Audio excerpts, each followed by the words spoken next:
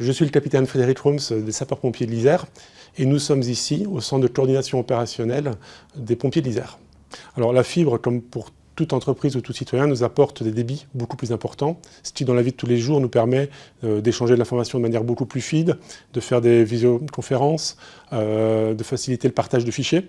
Mais au-delà de cette capacité à transmettre de l'information rapidement, la fibre qui a été tirée par le département nous permet de faire face à des situations de crise.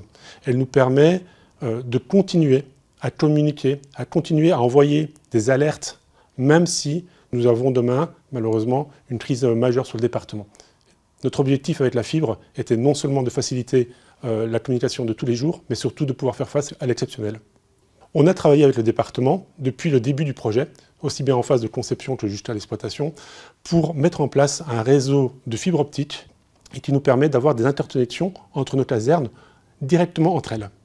Et le SDIS a eu la capacité, grâce à ça, de pouvoir créer un réseau privé qui ne relie que ces casernes et pour lequel on pourrait même fonctionner si demain, malheureusement, il y avait par exemple une coupure d'électricité sur l'ensemble du département.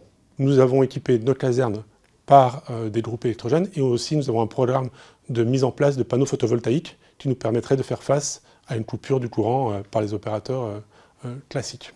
Ce programme de fibre optique représente à terme 112 casernes, les 112 casernes qui maillent le territoire de l'Isère. Ça va depuis le nord du département, depuis Vienne, jusqu'à Pontcharrat ou Bourdoisan.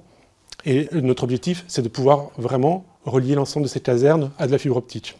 Avec une particularité, c'est qu'on a 29 casernes qu'on appelle robustes, sur lesquelles on base notre plan de continuité d'activité, qui sont aussi sur l'ensemble du territoire et qui sont donc reliées à cette fibre dont nous sommes opérateurs. Et puis, on a 83 autres casernes, dites classiques, qui, elles, utilisent la fibre qui a été tirée par le département dans le cadre du réseau d'initiative publique, mais qui est opérée par un opérateur privé.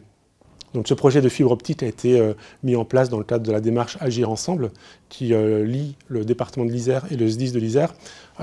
Ce projet a vraiment été conçu dès le départ avec le département pour tenir compte des spécificités par rapport à nos casernes, par rapport à nos objectifs.